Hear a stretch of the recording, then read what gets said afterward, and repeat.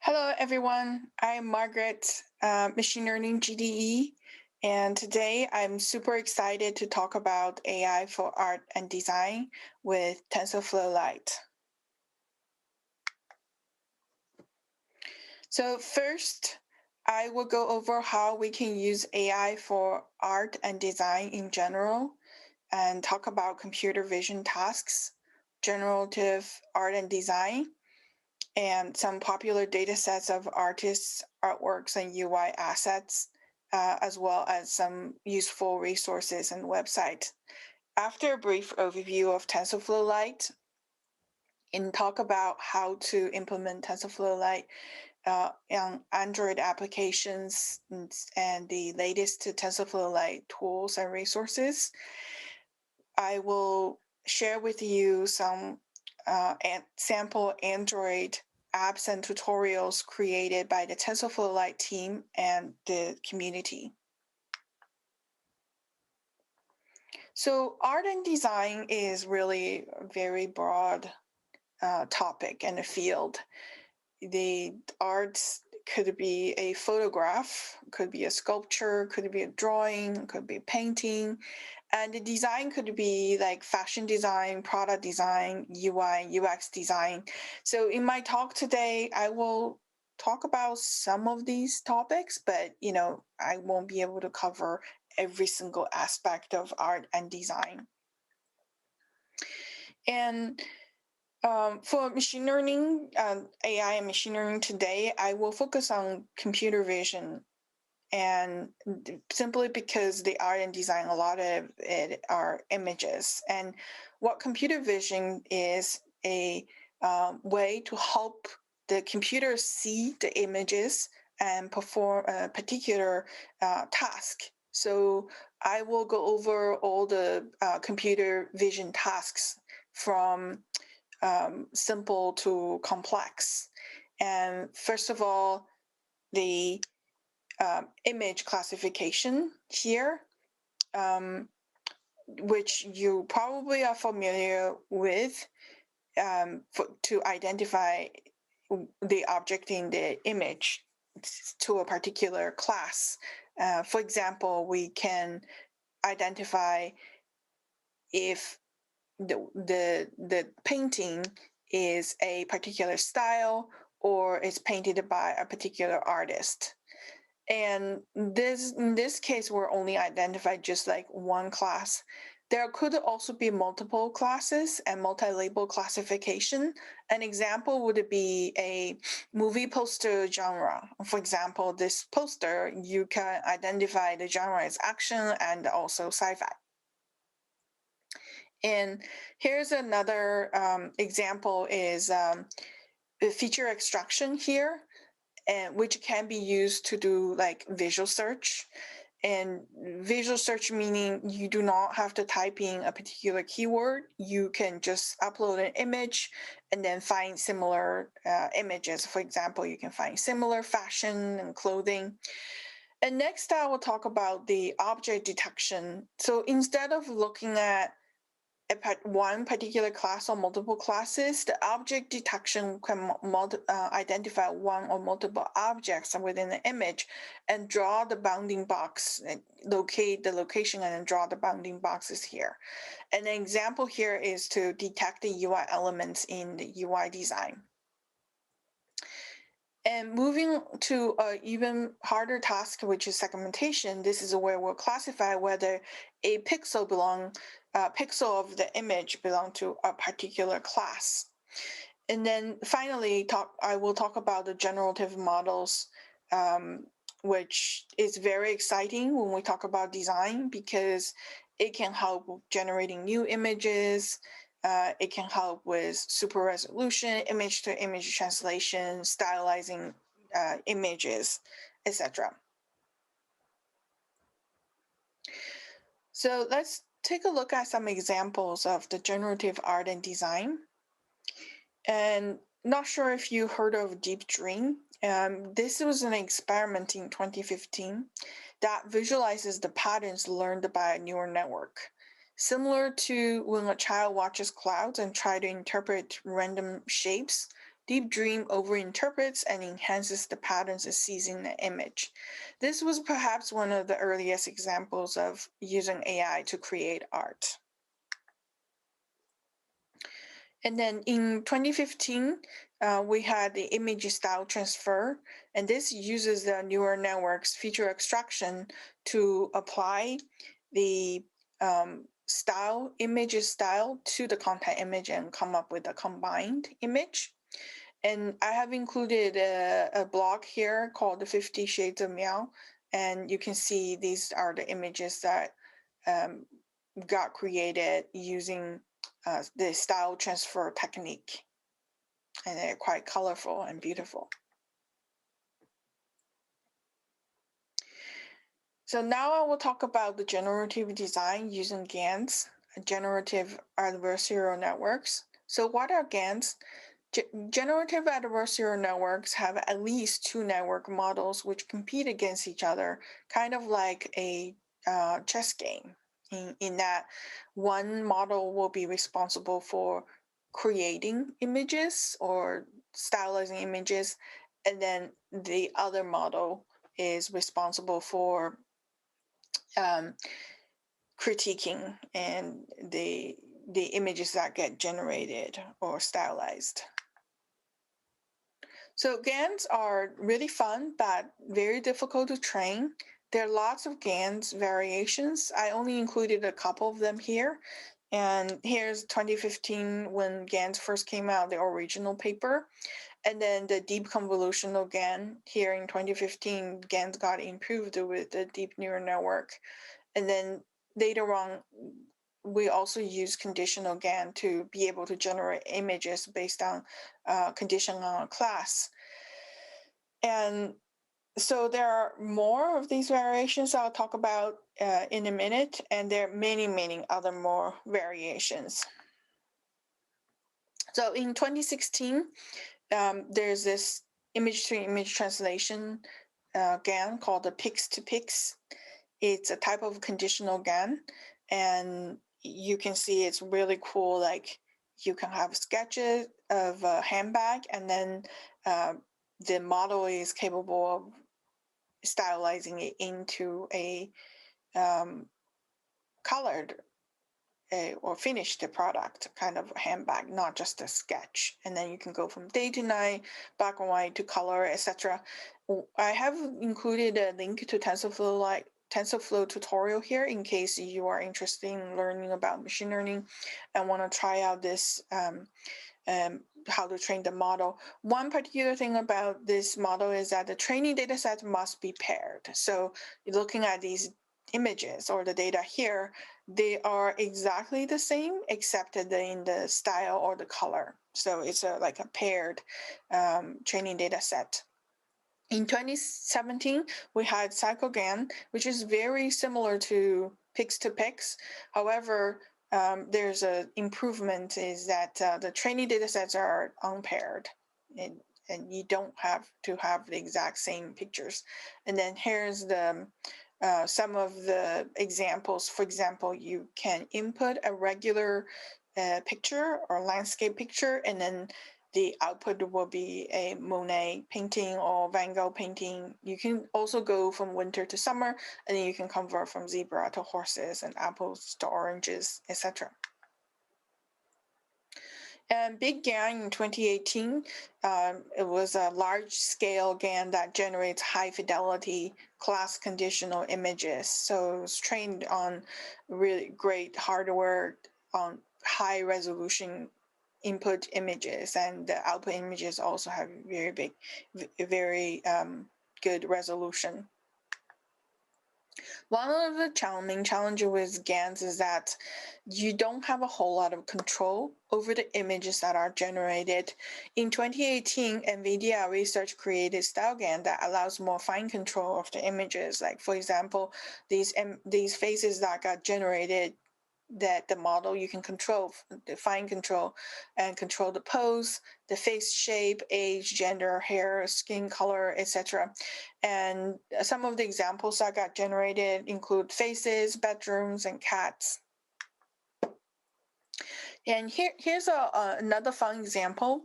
It's not using the GANs or anything. I think it uses the simple object detection. And this is created by Microsoft AI Lab. It's called the Sketch to Code. It's a web-based solution that uses AI to transform a handwritten user interface design from a picture to a valid HTML markup code. So it uses object detection to detect the UI elements. So it's able to transform from handwritten to a markup using HTML. So I talked about these examples of how to use the AI and machine learning, and I want to talk a bit about data sets. To train the models, you need data. And here's some of the popular data sets. So if you have played with machine learning, you look at the image data, there's lots and lots of photos, natural objects, and there's not a whole lot of art and UI and UX design. And I have included here, for example, the Art Institute of Chicago has 5,000 high-res images and best artworks of all times. Also has painting from 50 most influential artists. And these art images, drawing, painting, sculpture, engravings also has great images, and all of these has great images. This Chinese fine art has a small image set, and Museum of Modern Art collection. This one, I believe, it's actually just the metadata about the artist and artworks, not the actual images. And then UI and UX design, again, it's really hard to find a good UI and UX design data sets. I highly recommend you check out the Ricoh mobile app data sets. It's the largest data set with mobile app designs that can help with design search, UI layout, and code generation, for example. And on Kaggle, hopefully you have heard of Kaggle, you can find some icon data, the common mobile web and app icons. This one has over 150,000 icons scraped from the Noun project. And then the Icon 50 has 50 classes of 10,000 icons. So now I'm going to move into talking about some of the website you can find useful information. When we talk about AI for art, the first thing comes to my mind is Magenta. Hopefully you have heard about it before. It's an open source research project, uses machine learning to make music and art. You can find various project demos and code on this website. And AI, artists and machine intelligence, AMI, is a program at Google that bring artists and engineers together to realize projects using machine intelligence. And it has a lot of blog posts with cool projects there. If you're interested in using AI machine learning to help with UX design, you should check out AI and the Future of UX, which has a great collection of blog posts on AI, how AI will impact and shape the future of UX. So, in summary, so far I have covered all of these examples of how to AI machine learning to help with art and design. We are living in very exciting times. So if you are an artist or designer, AI can help you assist and inspire you. If you're not likely the audience is an engineer, you're not an artist or designer, and everyone else can now help make art and design with the help of AI. Now that we have looked at how AI and machine learning can help with art and design in general, let's talk about how we can use TensorFlow Lite to create applications to perform some of these tasks I mentioned earlier. So I want to take a step back. I imagine not all of you are machine learning experts. Most likely you are mobile engineers. So what is a machine learning model? So I think about the word model, could be fashion, clothing on a model.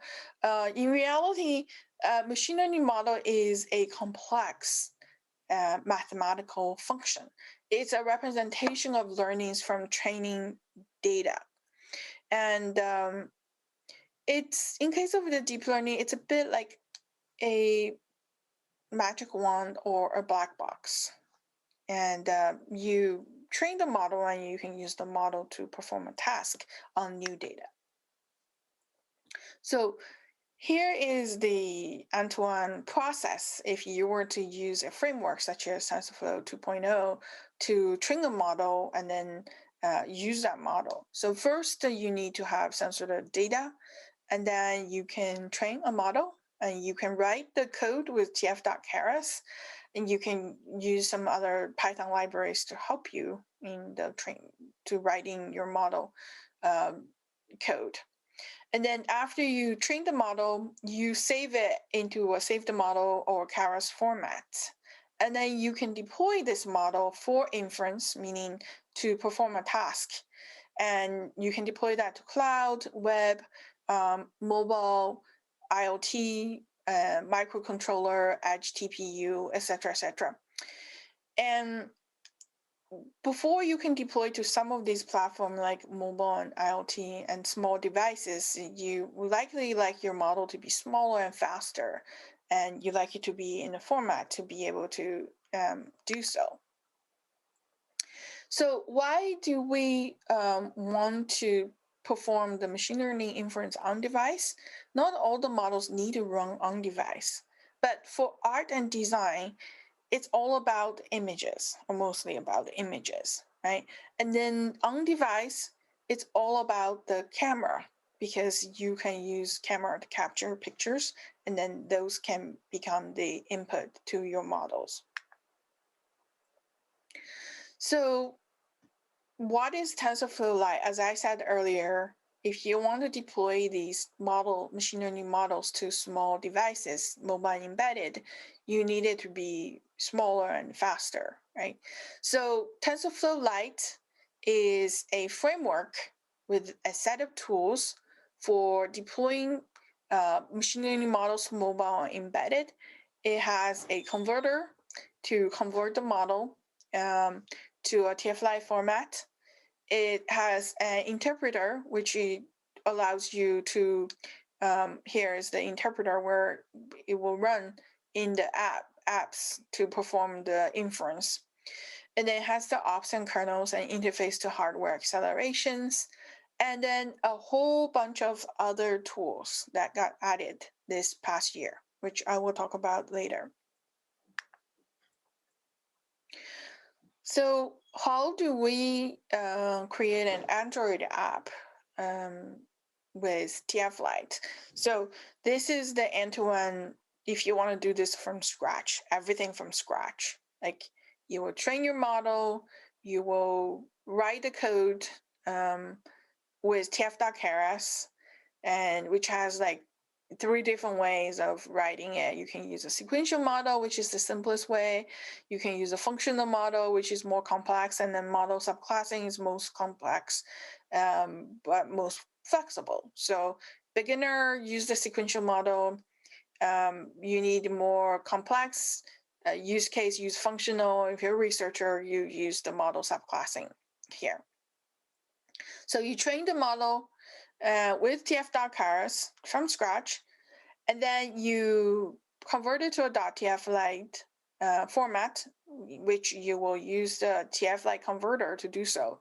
To perform the conversion, you can either write the Python code or you can use command line. And so when do you use which? The Python code method is recommended. However, sometimes the person who writes the model code most likely is different from the person who actually implement the model into the application, right? So if you don't have access to your model code, you just have the model itself in a save the model format or Keras model format, then you will use the command line to convert that into a .tflite format to run on mobile embedded.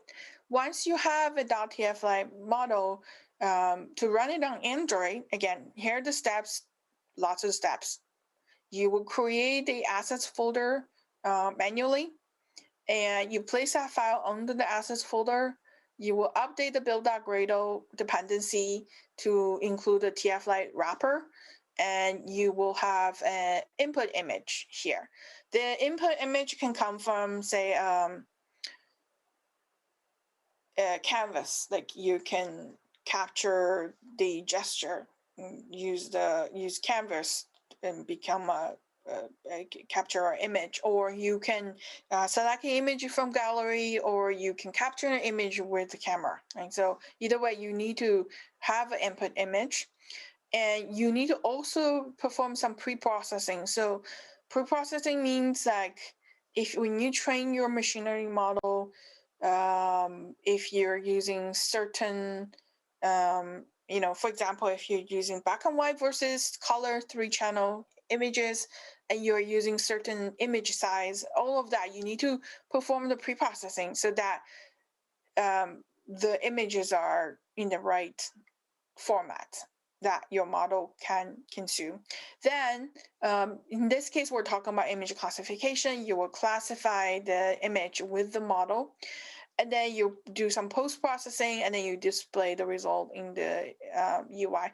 Actually, there's one step here classified with the model is you also need to load the model that you place under the assets folder, and then create an interpreter to do the to perform the inference, then post-processing and display the result in the UI.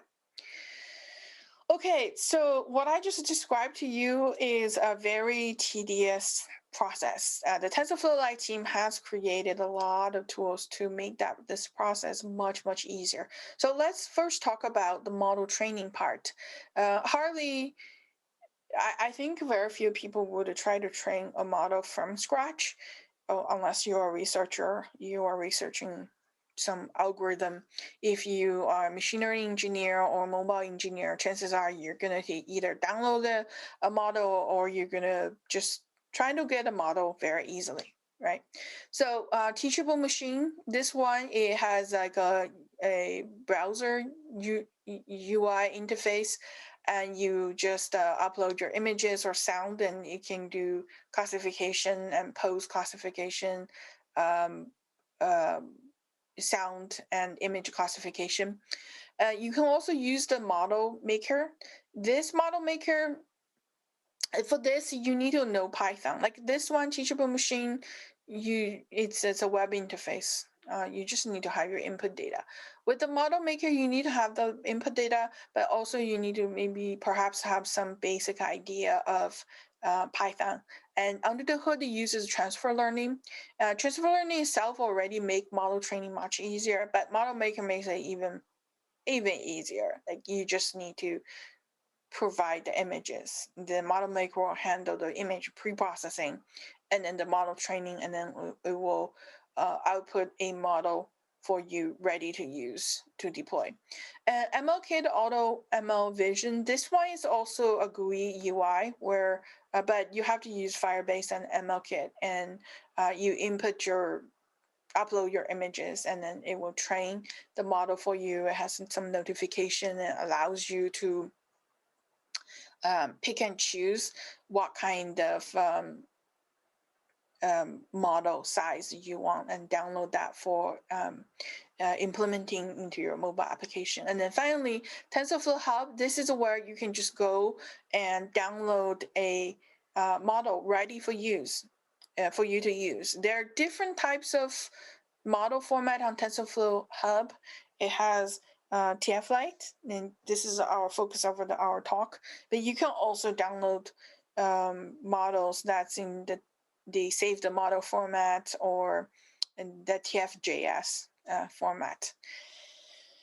So I talked about this is how to get a model, and the second step is like, if you just train the model, you need to save it. It's just converted. Then you need to use the converter.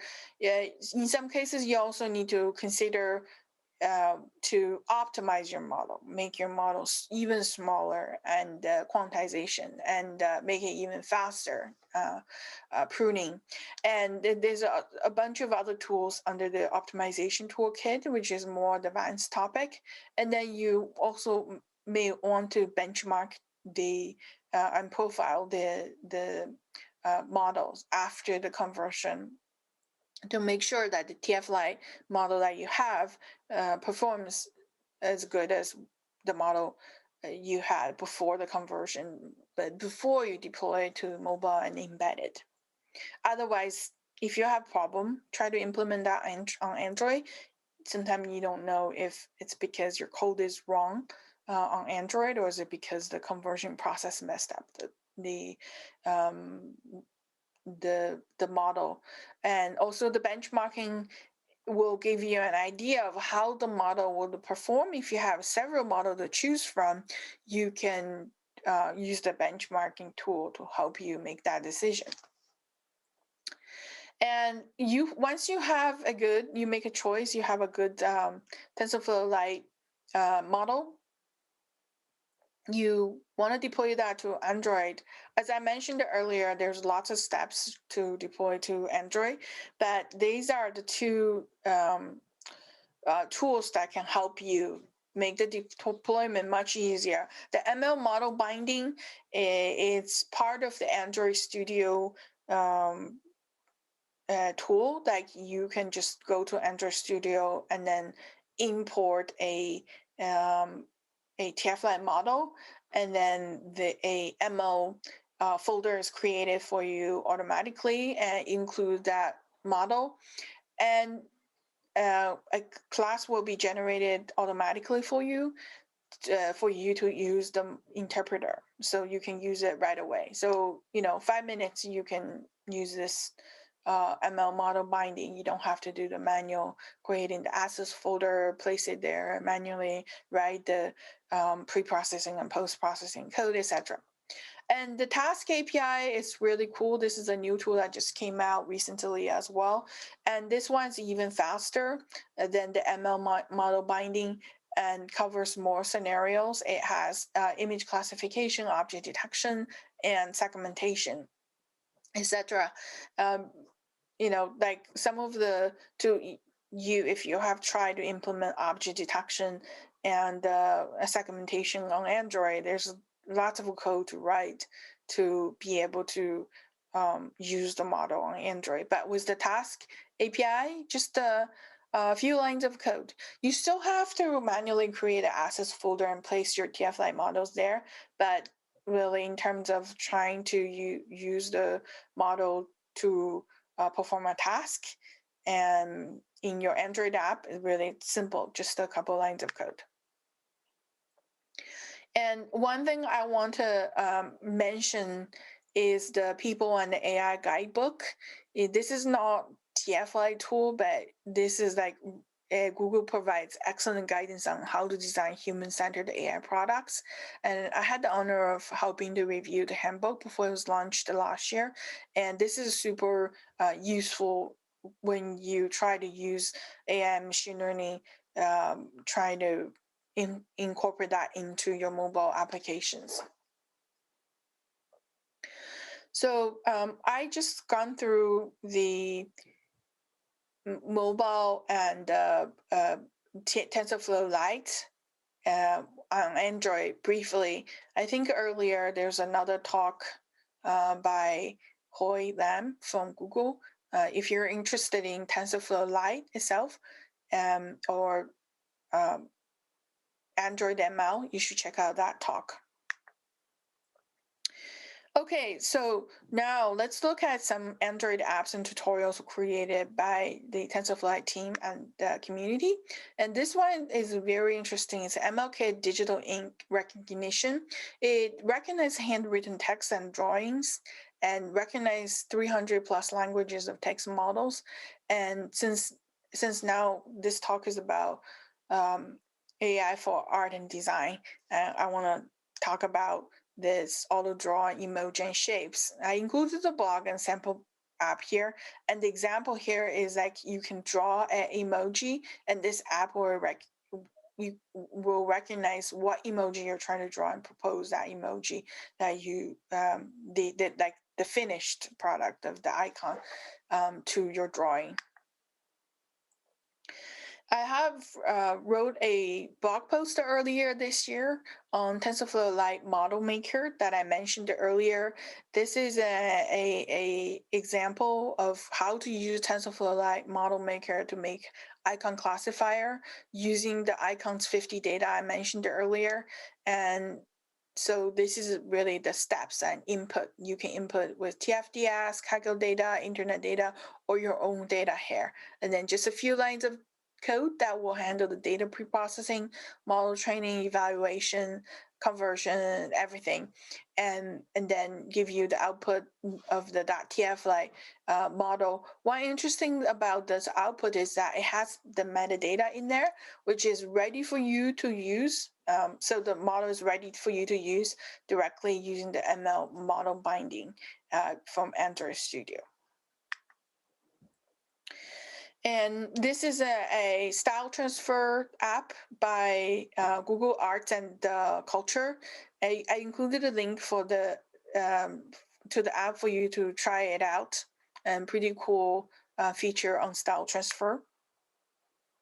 This selfie to anime is a project that I worked on. I collaborated with Sanyak, another machine learning GDE, and it uses the selfie to anime model as image to image translation, and it uses unpaired images. And you can, I have included the project repo which has the Android sample code as well as deep detailed blog post tutorial here, how the model was converted, optimized, as well as implemented on Android, where I used the Jetpack Nav components for the UI, and I used the Camera X for capturing the image, and then I used the ML model binding for importing the model. Use the Kotlin coroutine to handle the async tasks, because when the model is running, performing the inference, it try to convert from the original image and stylize it into an anime. It could take a bit of time, so you don't want your UI to be blocked and the user stare at a blank screen. This one, it's called the Cartoonizer. And again, it's another Android app that I wrote and a project that I collaborated with Sanyak and Khan. And this model, a white box cartoon GAN, it's much faster and smaller than the selfie to anime. And it's also not just for selfies. Like, for example, I included an example. This is my cat. You know, you can also use it on other objects or landscape pictures, etc. I have included the links to the project repo where you can check it out, how it's implemented. Pretty similar to the Android implementation part. It's fairly similar to the selfie to anime. We also included information on how to add the metadata after the training, you know, and also the TensorFlow Lite benchmarking tool, how to use that. Another project that I'm currently working on that we're wrapping up, it's called Segmentation plus Style Transfer, where we chain two models. One is a segmentation model, another one is a style transfer model. So instead of just one model, so we are chaining two models and implement that in Android and iOS. So stay tuned, and we have a blog post coming up soon, hopefully this week or next week. And how it works, basically there are two models. So first one is a model that does the segmentation. So if you say, if you have an image, here's the image, you will segment out the background. So you'll see this third image. So the second image is a segmentation mask, and the third image is just the foreground, the person holding the camera without the background. And then we perform the style transfer on the background and blend the person holding the camera, the foreground image, with the stylized background.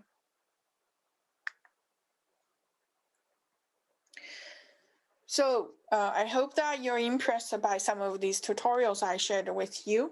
I encourage you to check out the end-to-end TensorFlow Lite tutorials repo that I have created and collaborated with other machine learning GDEs and members from the TensorFlow Lite community. People are contributing there, and there's end-to-end tutorials, TensorFlow Lite tutorials, where people can help convert the model, implement the model to a Android or iOS um, application, or you can propose project ideas. So check it out. And here is another repo that I want to share with you, is called Awesome TensorFlow Lite. And so I created this repo with the support of the TensorFlow Lite team and the GTE community. It has not only the official TensorFlow Lite models, but also models from the TF Hub, and also it has sample apps, end-to-end tutorials, books, blog posts, and video courses. So check it out if you want to learn more about TensorFlow Lite. And your contribution is also welcome and great. They appreciate it. So that's it. That's my talk. Thank you, everyone, for attending my talk today. Please follow me on Twitter, Medium, or GitHub to learn more about deep learning, TensorFlow, and on-device machine learning, and how to create applications, and how to use AI and machine learning for art and design. And I'm ready to take questions, if there are any.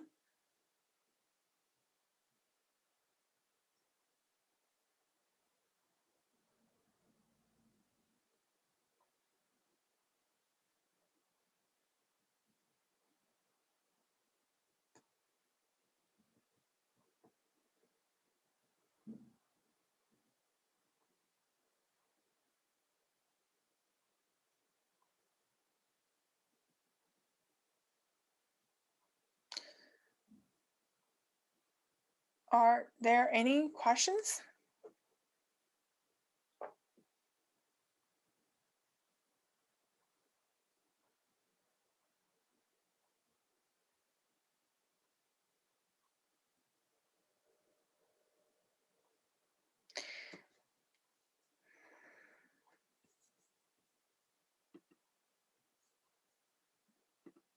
Okay, so Linda, is it preferable to bundle the MLKit models with the app? Hang on, I'm just moving my window. Is it preferable to bundle the MLKit models with the app or download them on demand? This is a good question. So I didn't go into details about MLKit, but I want to say the decision, first of all, do you want to use MLKit or not use MLKit? The MLKit, it used to be like you have to use Firebase, but now you don't have to. I would say if your model is small, you can just bundle it and keep it on device. However, if the model is large and you have different model variations, or you want to dynamically control the model version, and you can just download them on demand. Okay. Are there good non-neural network machine libraries for using Android? Yes, OpenCV.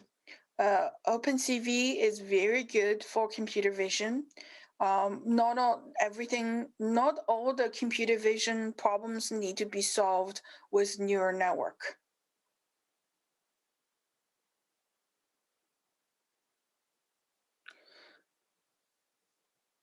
But decision tree, k-nearest neighbors, etc. I am not sure about applying that directly to mobile application. You perhaps you use those as part of your model training. Are there any other questions? Okay, so looks like there's no more questions. Thank you. Thank you all. And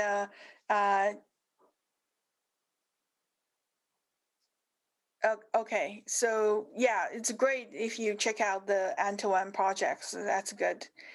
I'm not familiar with the Microsoft Onyx runtime. I haven't tried it out yet, so I cannot provide my feedback on that. Great. So thanks again, everyone, for attending my talk. Feel free to follow me on Twitter. And yes, I will share my slides on Twitter, also with the organizers. And please keep in touch and follow me on Twitter, Medium, and the GitHub. And then thanks, everyone. Bye-bye.